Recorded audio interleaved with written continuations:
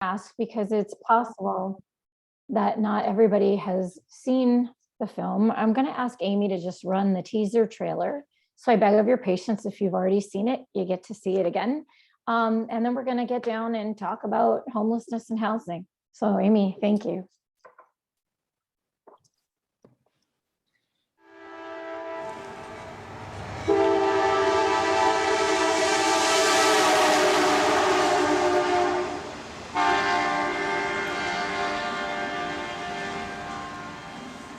There's three things that makes a person homeless: alcohol and drug abuse, mental issues, and shit happens.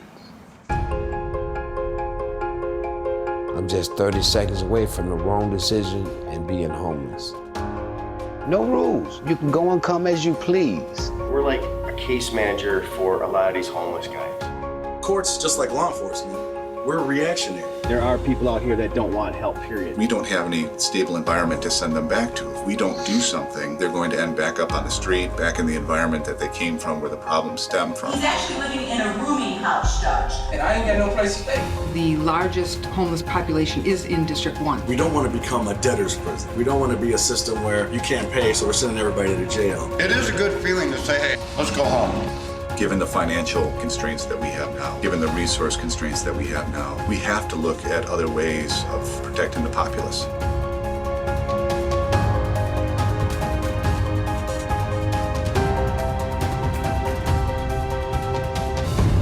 So you got to do what you know to do: survive.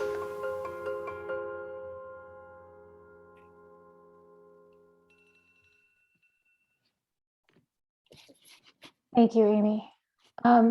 So what you just saw there was just a microcosm of the rest of the film, which was actually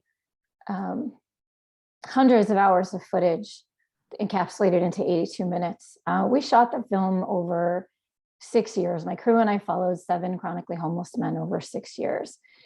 And so as we get into our discussion, one of the things I'm going to do right up front, because I'm going to give you guys a chance to ask questions later, but I'm going to start with every time I've done a screening at a conference, at an annual meeting of an organization for nonprofits, at a corporation for the employees, at a school, medical school, a nursing school, a college, a university, a social work school.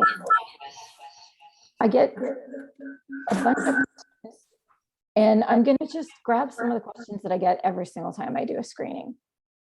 So Faith, can I just ask everybody, remind everybody to mute? That's why we're getting a little feedback. Okay, thank you.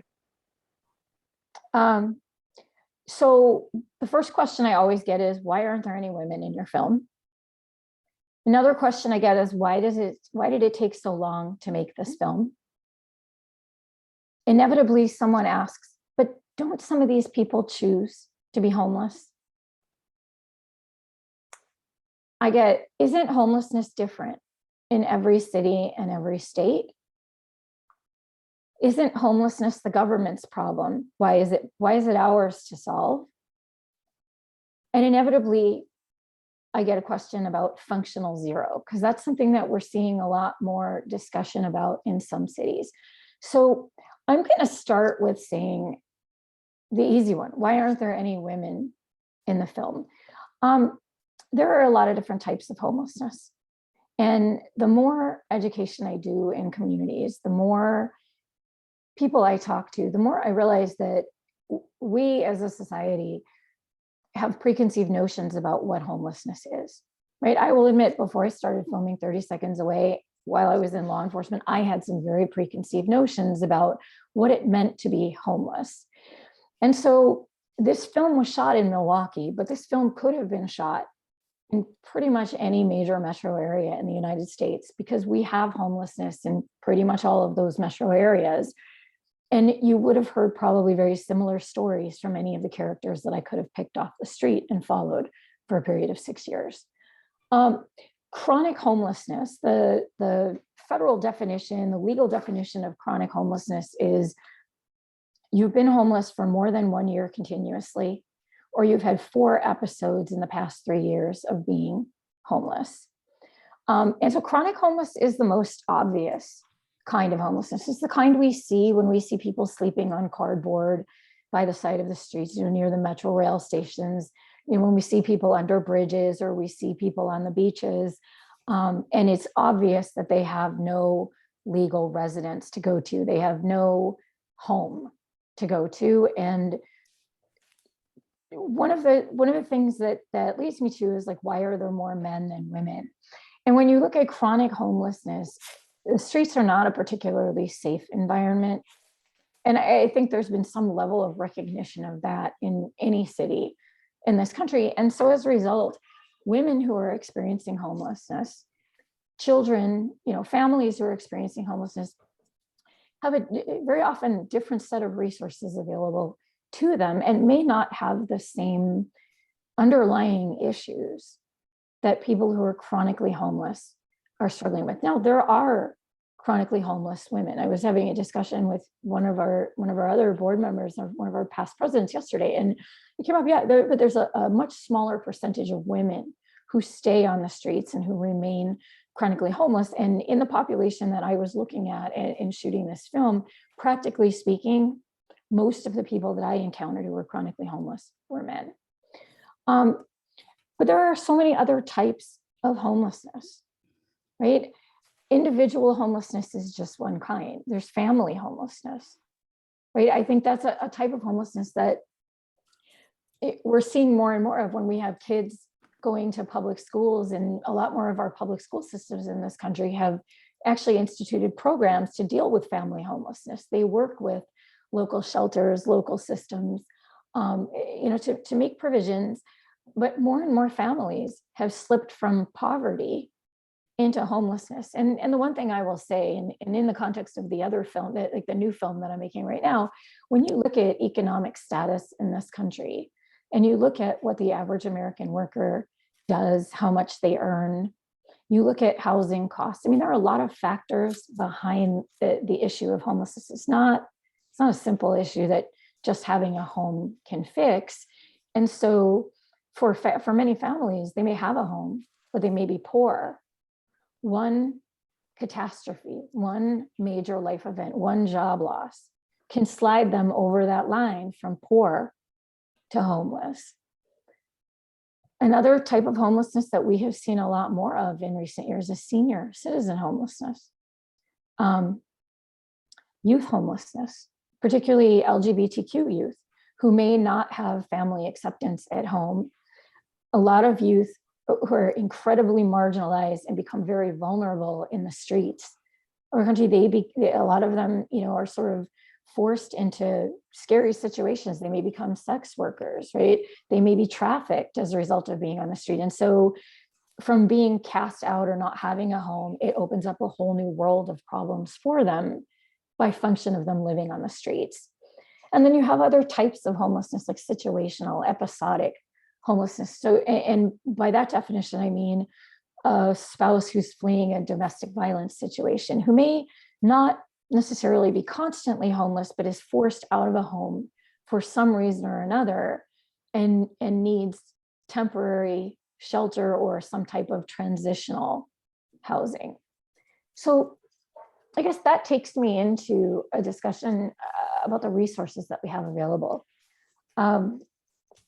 I look at what happened in this country in the beginning of the pandemic, when millions of American workers found themselves suddenly without work, without an income. And I would say, and this is the best analogy that I could think of to frame this so that anybody can understand this, right? No matter what background, what work you do, where you come from.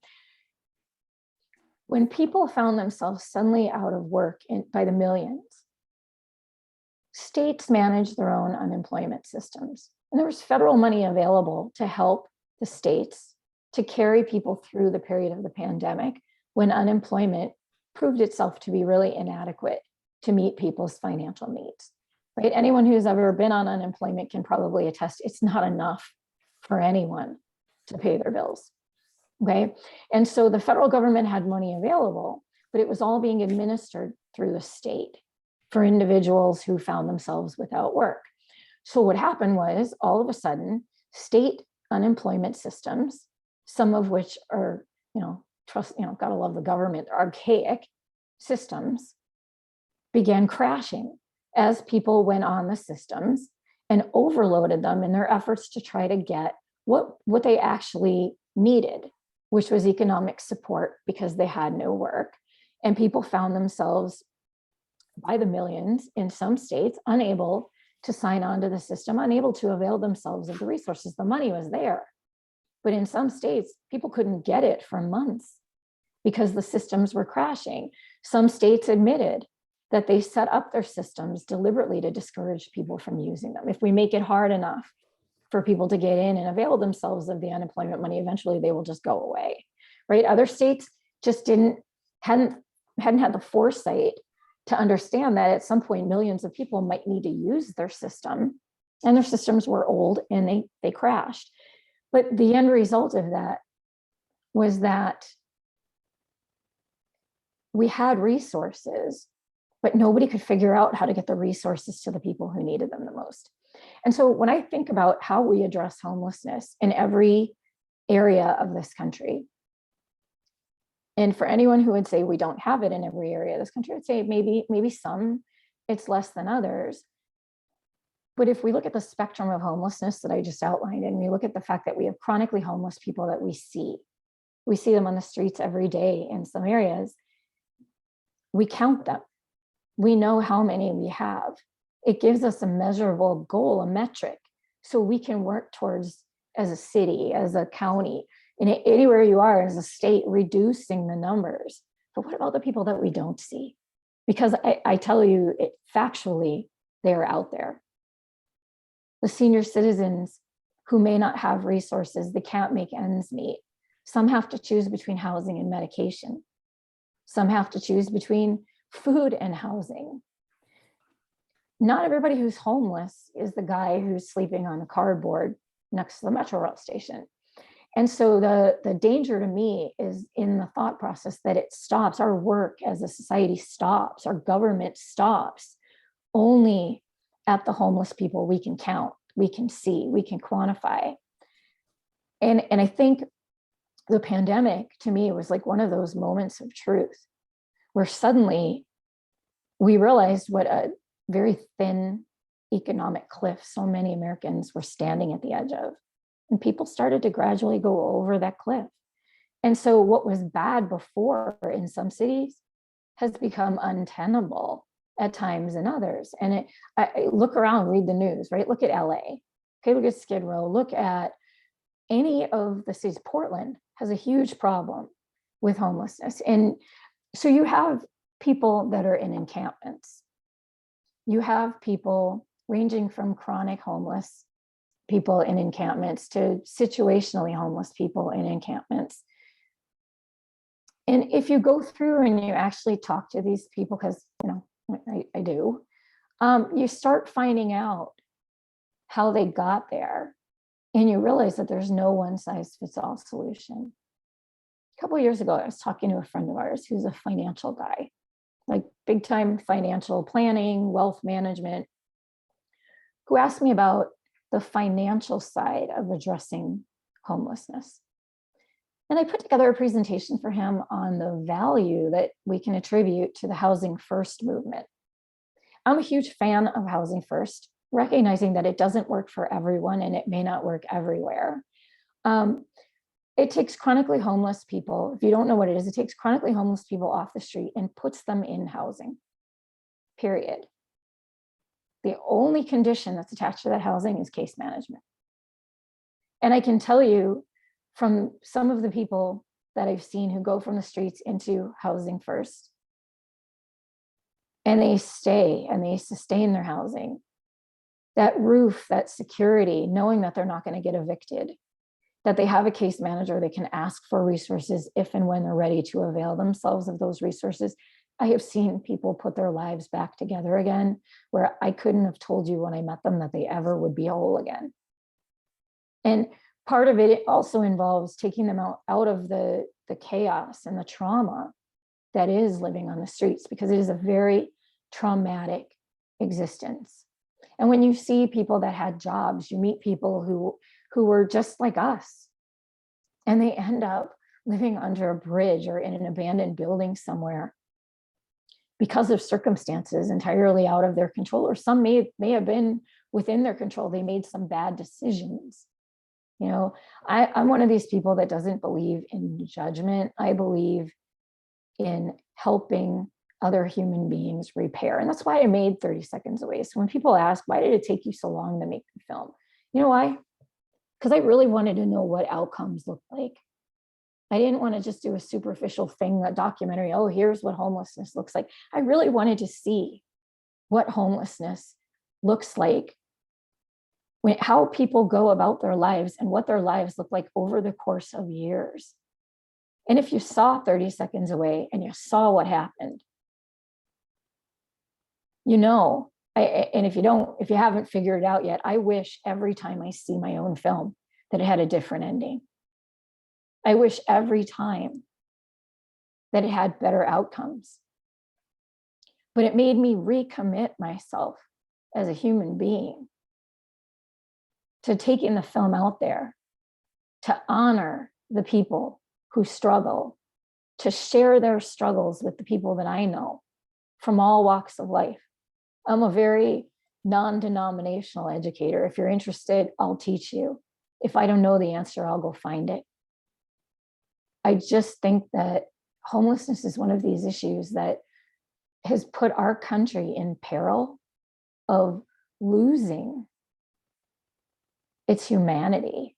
Our society has gotten so cruel and so callous over the years that for me to see people, to show people in their lives like this, it means a lot when people give me feedback and say, I learned something, or your film made me really sad. Good.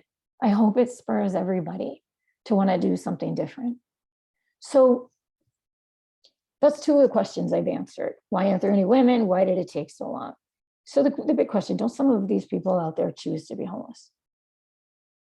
I guess through my lens, when you see people struggling with untreated mental illness, when you see people in the throes of addiction, it makes me ask the question, is anything they do really coming from conscious choice? Or is that a sickness taking them over? Because that's what I believe is when I see people go from unsheltered homeless, untreated mental illness, to medicated, housed, and working on putting that trauma behind them. Again, I asked the question, who would choose that? So to me, saying people choose it is a bit of a judgment, and it's one I don't accept. I think for some people it's easier than going to a shelter. I had somebody say to me once, I don't understand what the big deal is. Like, we just put up this whole new shelter. So, you know, why is homelessness even an issue here? Like, there are shelter beds. People aren't using them. The shelter says they have empty beds, so there must not be that many homeless people. And I said, you ever been to a homeless shelter? Because I don't know who the hell would choose that on purpose either. And so where I come from, the perspective is, you know, I spent a lot of my years in law enforcement going into homes that were just rife with poverty, neighborhoods that were rife with crime. And I see trauma everywhere I look, going into a house, doing a search warrant. I felt like I did work bringing justice to victims, but I'm never going to pretend I enjoyed seeing people live in poverty. It hurt me to go into homes and see the way people live in our society and the crimes that some of them committed really out of desperation, because poverty changes you. So one thing I took away from all those years working on the streets is poverty changes you. And if you haven't ever been hungry like that, you haven't ever experienced it, I just don't think we can fully understand that sufficiently to judge anybody for being poor or the choices that they make. And so I feel like when I look at choice, conscious choice, shelters are but one microcosm of a solution. Shelters work for people that need temporary shelter, but they're not intended to be a long-term solution. And if everybody who needed a bed at night in any city showed up at a shelter, we wouldn't have enough shelter beds. The issue is that for people who are going through the symptoms of addiction or untreated mental illness, they're not good candidates for those shelter beds. Those environments can be too restrictive. They can be very traumatizing for people who have, and I'm not a doctor, I don't play one on TV, I'm a dumb lawyer here, but I have to say that when you meet somebody who has schizophrenia and they explain to you what it's like sleeping in a crowded room in a shelter, you understand why they don't go, because it's not for everybody. So for certain people, taking them off the streets and putting them directly into housing is one solution, okay? Mental health and addiction programs are another solution. And that part of that is where voluntariness comes in. Our laws here in Florida is actually doing a lot of things right when it comes to dealing with homelessness. Miami-Dade County is doing a lot of things right. I feel like when I look at what's going on in other cities in this country and I look at what we're doing here, there are a lot of options. And there are a lot of attractive options. There are a lot of functional options that actually work for people here. And the system itself, the continuum of care, the different organizations that are part of the continuum of care, they're very cohesive.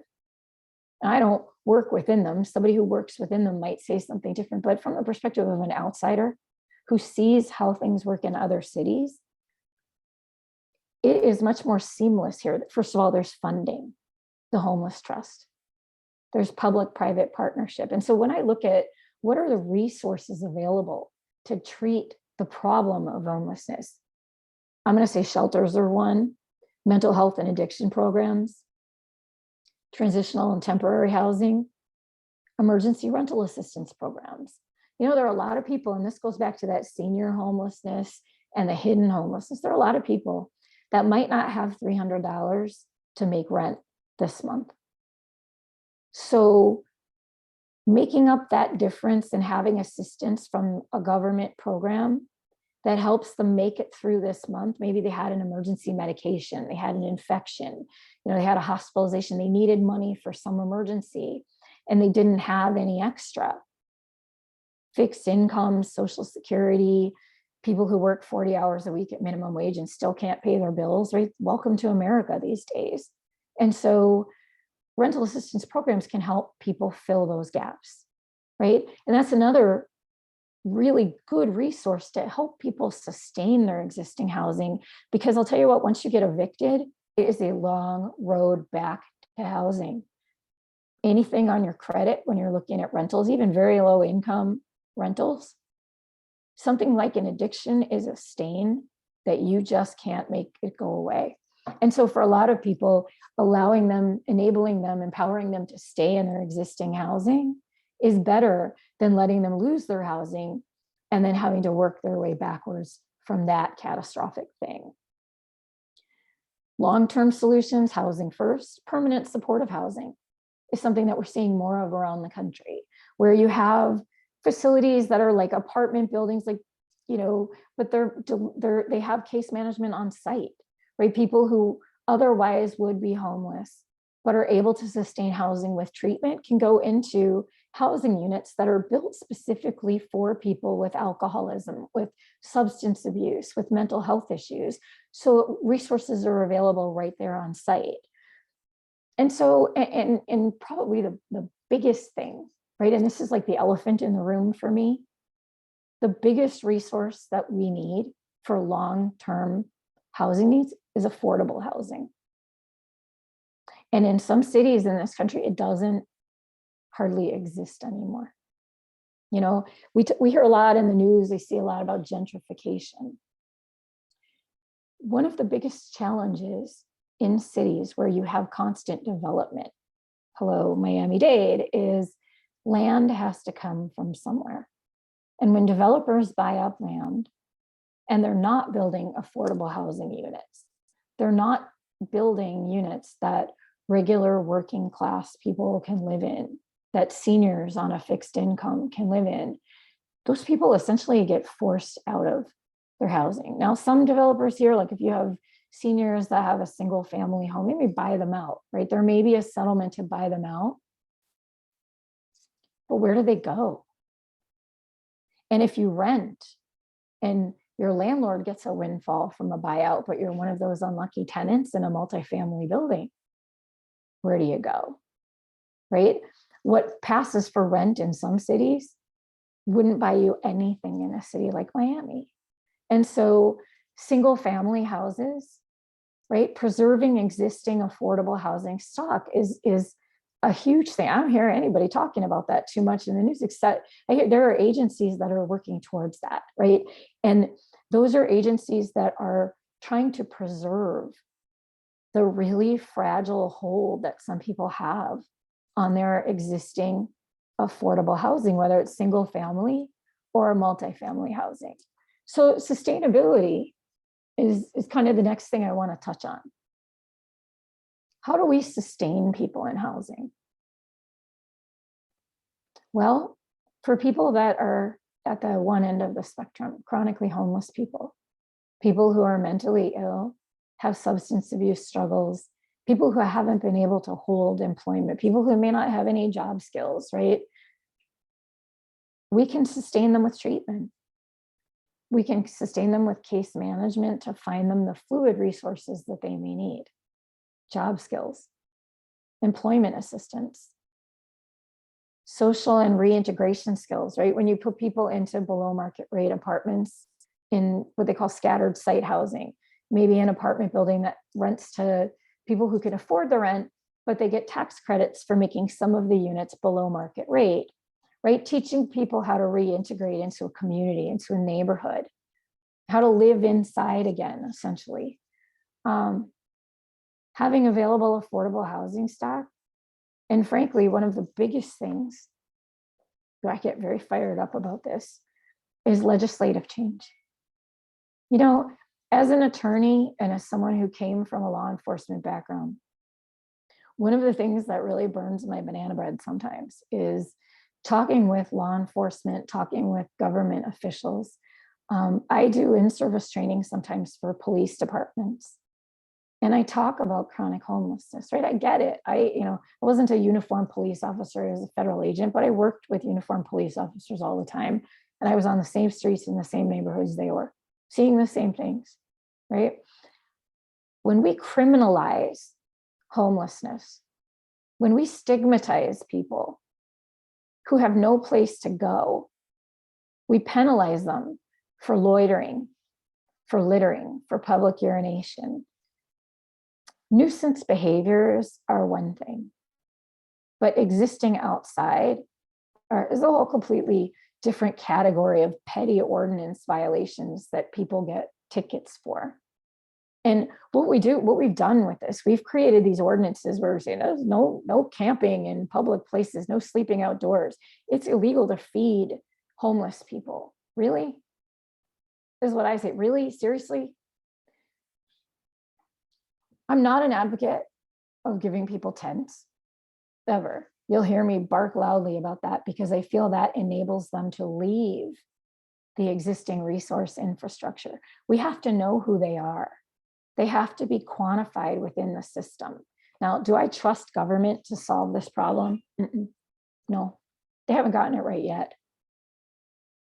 But at the same time, what I'm seeing more of around the country is public-private partnership, because when you take private sector skill sets, private sector financial know-how, and you apply business principles to how the government manages this issue, you start to see progress. We've seen it here in Miami-Dade, right? The homeless trust gets administered, right? The continuum of care is made up of all of these community partners, right? Nonprofits, different groups that provide different services to people experiencing different elements of need during their homeless experience. And frankly, the notion of a public-private partnership is brilliant because what it does is it combines the weight and authority of the government with people that do real work. Essentially, it brings the government back in touch with the people that are on the streets. And so for me, I ask, whose idea was it to criminalize homelessness, to ban sleeping outdoors? Because you could say, well, okay, we're getting to that functional zero metric, right? We're getting rid of all the homeless people. Actually, we're not really. My opinion, and I'd argue this point with anybody that cares to argue it with me, is functional zero maybe for the people we see who we can take off the streets and put in a shelter. But how does that actually help? What does that actually do? What does it do to give a person a ticket for sleeping outside? What does it do to punish a person for feeding a person who's hungry? You know what? I'll take my chances. I'll go feed people who are hungry. You know why? Because that's the cruelty I was talking about. That's the nature of, we don't want this in our backyard. So if we don't let anybody near those homeless people, and we make those homeless people come off the street, and we make them take a shelter bed, or we get to take them to jail, it sure looks better downtown. It sure looks better on Ocean Drive, perhaps. But is it really solving homelessness, or is it window dressing? I call it window dressing. And I say, what I'd rather see are legislators, lawmakers focusing their efforts on sustainability when it comes to homeless services, right? How can we spend money in a way that helps people sustain themselves more permanently? Because when you take people off the streets, you know, Chicago had a great solution to its homeless population. Sorry for those of you who are in Chicago, Beth is probably going to kill me later, but you know what they did? They bought them bus tickets to Milwaukee. The cops were buying homeless people bus tickets when they came out of jail and putting them on the Greyhound up to Milwaukee. Why? Because Milwaukee had better homeless services. I got a call from a prosecutor in District 1 asking for some support because they found a guy who Fort Lauderdale police had bought a bus ticket to come to Milwaukee because he had a relative or something in Milwaukee. They just bought him a bus ticket and put him on a cross-country bus. I mean, are you kidding me? So it's this not in my backyard attitude, rather than focusing our legislation on changes that will actually improve the lives of people. So I see Terry put in the chat, Casa Valentina is in the process of building an affordable housing campus. Okay, that is the type of stuff that I love seeing, I love hearing about, because we need more of that in our communities. You know, I feel like, you know, if anybody wants statistics, I'm going to say raise your hand and I'll throw you some statistics, but I'm going to give you some basic ones that I've picked up over the years, right? When we look at cost, and this was for my financial guy that asked me about homelessness, okay?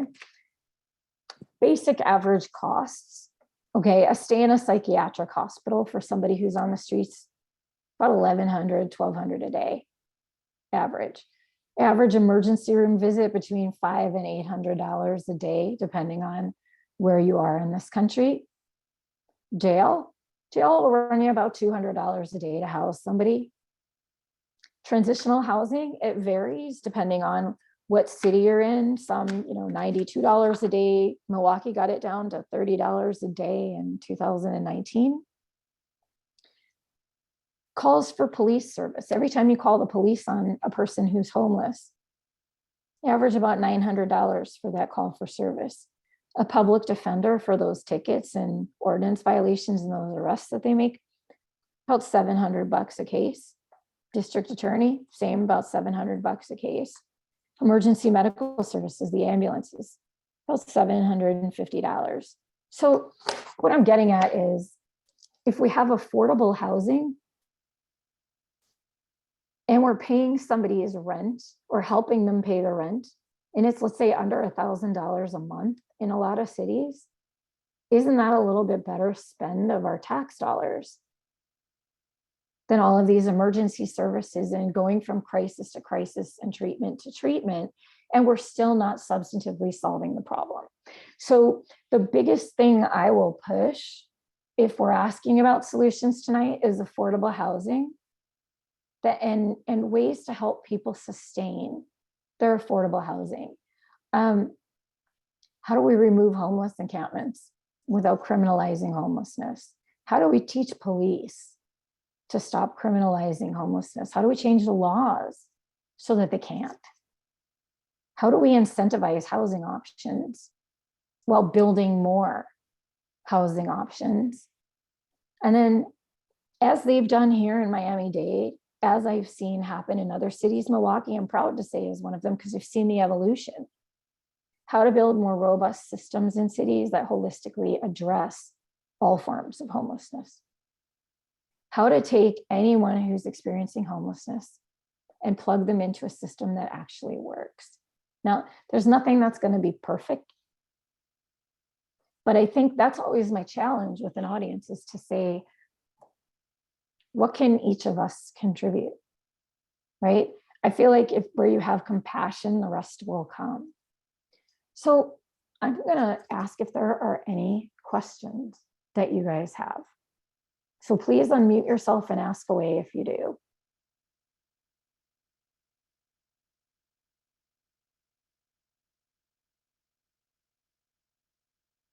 Seriously, guys. Okay. I, Thank you. I absolutely love the presentation. Thank you so much for doing it. And I guess I'm a social worker who used to work in a law firm, and now I'm getting back to social work. But I'm also a screenwriter. And, and I was laid off in COVID. So I guess it really, it speaks volumes what you're saying. And when I was working on my master's, I spent one entire semester on homelessness. So it fits with what I'm about. I wanted to know, is this presentation being shared, I guess, with the people who are attending, number one, and then what else happens with it? And then I'd like to get in touch with you. I'm going to drop my contact information in the chat. Thank you for asking that. I don't know about where it's going afterwards. I'm going to give that question to Amy. I'm going to punt that right over to the executive director, but let me drop my contact information in the chat. I would welcome a conversation because it sounds like you have a very interesting background. My email is right there, and I'm going to put my mobile phone in there. Good thing I have my glasses on. So Amy, can you answer the question about who, what, where, when? We have a YouTube channel, and I will be dropping it there. It's our email address is info@ncjwmiami.org. And then if you Google us, you can find us. But I will, when I follow up from this event, did you register for the event tonight? Do I have your email address? Yeah. Okay, great. Okay, well, I will send out the link because there were some people that registered that weren't going to be able to make it tonight, and I told them we would be recording it. So I will upload, once I have it uploaded into our YouTube channel, I will share it with everybody tonight. Go ahead, Beth. Hi. I'm going to put in a little plug, but say for the NCJW section, Chicago North Shore, where Faith spoke to us about broken windows policing, so she's familiar with this too. We're having two programs about homelessness. We have one in November, and we're having one February 28th and another one March 3rd, getting into the advocacy part. And I'll be happy to give Amy the information so you can forward it to invite everyone. And I was talking with someone from the Chicago Coalition for the Homeless today, and they have developed a speakers bureau and we'll have two people who were homeless and how they got involved in starting something called Bring Chicago Home, which I haven't looked at yet. She just sent it to me, to get laws passed. I know one of our senators, Sarah Feigenholz, just got involved in some state legislation. And the woman from Chicago Coalition from the Homeless was describing that local, state, and federal laws are very intertwined. And with housing, it's especially at the local level, or the city or county level in Miami. I don't know much what's going on federally, but that would be more asking HUD to give more permanent money. That lots of money that came through for COVID was temporary, and we want a steady stream so people can have housing. So we'll keep you all posted on that. Thank you.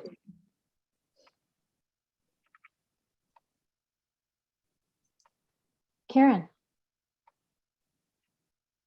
Thank you. Thank you for so much information. Thank you for kind of enlightening me on certain topics, which I did not see from your point of view, but it's very true. I find that I think from what I'm seeing in Miami, we have about maybe 20-25% women that are homeless. Not a lot, not compared to the, it's about that percentage. I think it's about 20-25%. And of course, the struggles for women are far, far different than men.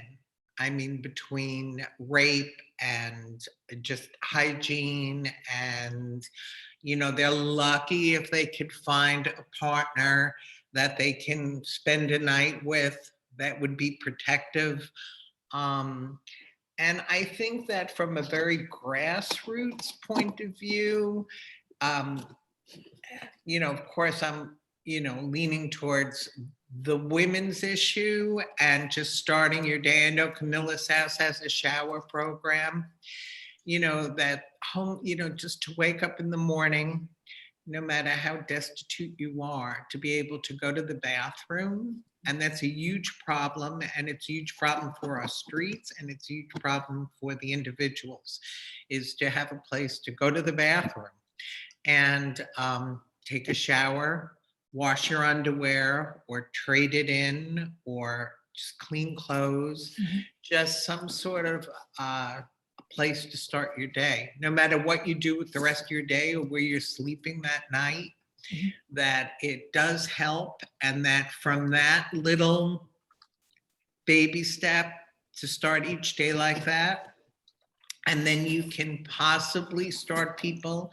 I think that a lot of this continuation of not being able to get out from under is due to just lack of helping yourself, and that maybe building programs, very simple programs. I know food industry is always a good place that people like to start, that offers jobs, whether it be servers or dishwashers or, but it's someplace where somebody can make that teeny little step into just putting some money in their pocket wherever they're sleeping that night. And I don't know what how to, get something like that started. Is it possible? I mean, I know that this is more about unsheltered and housing people, but I think that it also has to grow. And I'm of the opinion that nothing is impossible, right? I didn't know how to make a film. I wanted to make a film. Guess what? I made a film. Right? Nothing is impossible. And NCJW, I mean, I think the true power behind this organization is when you put all of us together and all of our varying perspectives and skill sets and talents, it makes things a heck of a lot more possible. I just want to share an anecdote with you. One of the things that you raised here is just having a place to go clean up. I never knew until I met some of these guys when I was filming 30 Seconds Away, like, how do you find a job? Sounds easy, like go get a job, right? How do you find a job if you don't have clean clothes and you don't have a place, an address, you don't have a phone number where they can get a hold of you, especially shift workers and stuff. I mean, there are so many logistics that go out the window when you're homeless, even when you're just situational, if it's episodic homelessness. And there are, the notion of a drop-in center, a place where you can get messages left for you, a place where you can pick up things, a safe place to use a shower. They seem like such basic things to people who've never gone a week without a shower. I'll tell you, I'm doing an artist residency right now, and I wish Valerie was on this, but she's in Brazil, and she was trying to join before I got a message from her, and she was having some technical issues trying to join on Zoom from Brazil. I'm doing this artist residency for a tiny little nonprofit in South Beach called Favela Miami, where their goal is they do outreach and they meet up with the homeless people on Miami Beach, and they give them some really basic human kindness necessities, toothbrushes, things like, like things that help people preserve dignity, like deodorant and toothpaste. And everything they give is wrapped in paper that has all the resources on it for Miami-Dade, so that they can have that with them. And if they're ready to call that number or any of those numbers, they have it available. And it's really a question of meeting people and building trust sufficient for them to ask for help making that phone call sometimes. And I've been doing this for years. I started off as an accidental filmmaker, but the cop in me still, I might not be in law enforcement anymore, but I still always feel an obligation to help people fix things if I can. And so the more I learn as I go, things like grooming and safety, those things make such a difference, not just in help finding employment, not just in keeping somebody clean for a day, but it's the notion, you guys, that somebody cares. Somebody cares enough to help you get clean, stay clean, help you have clean clothes, help you, with small basic things like make a phone call. I've talked to people over the years who told me that the hardest thing about being homeless, even short periods of homelessness from domestic violence or things of that nature, was the loneliness. People didn't talk to them. They didn't feel. Nobody hugs them. And so when you offer somebody a basic comfort along with human kindness, that goes a long way towards helping them start to recover and heal from the trauma that they're going through. I can't stress that enough. If I don't have cash on me, never carry cash on me. If I don't have money and somebody asks me for something, I make eye contact and I say hello to people. I introduce myself when someone asks for money, and I ask their name and I ask their story. And I remember these things because to me, it was Harold saying to me that it was just so lonely. The people stepping past you on the street and they never look you in the face. They don't know your name and you become invisible. So thank you for bringing that up, Karen. And I think we should have more discussion about what is possible, because anything is possible. Thank you. Do we have any other questions? Barbara Axter, your hand is up. Hey, mine's pretty basic. I just have a question. You talked when you started your information, sharing our information with us about themes, right? Mm-hmm. About the homeless, and two of them were drug and alcohol abuse, right, and mental illness. In the 6 years that you were filming this, were there any other themes of how people became, homeless and found themselves without, anywhere to be or a job or something like that? Did you actually think about, because I'm trying to think about how do we solution things, right? Mm-hmm. So if there were a theme that started something, you're laughing at me again, No, it's just an interesting, it's a great perspective. It's a great perspective. If there's a theme that you heard that struck a chord with you, or that you heard constant, is there something that you heard that we could actually step back and examine, right? Well, I know this is going to resonate with you when I say job loss was one of those catalysts for some of these people. They were good until they weren't, right? Martin, a guy that I knew, Martin Ortega, was living under a bridge when I met him. He'd been there for 3 years. He had worked as a cook in a corporate cafeteria, an insurance company. And his mom passed away. She had cancer. She passed away. So he was paying the rent on their home just on his income as a cook in a cafeteria. And then guess what? The insurance company closed and they laid off all the people that worked for them. When he lost his job, it was 2 months before he lost his home. And he didn't have first month's, last month's security deposit, no savings to go get another home. So he ended up under the bridge. He's one of the lucky ones. Let me tell you, he was one of the first people that I went and picked up and put in my car and drove him over to the housing office and talked to Eric, who runs the housing first program in Milwaukee, and said, find him a goddamn voucher because he is going to die if you don't. Excuse my language, everybody. And within a week, Eric moved a mountain, made a miracle happen, and Martin had a voucher. And we filmed his lease signing. He's never going to have an idyllic life, but that job loss set off such a catastrophic chain of events in his life, and it was so preventable. you already, I mean, you have the benefit of knowing how I feel about this because you know me. But any major life event, I would say, and we heard plenty of them while we were filming this, but I would say job loss, divorce was a huge one, loss of a relationship. Sometimes it was the death of a spouse.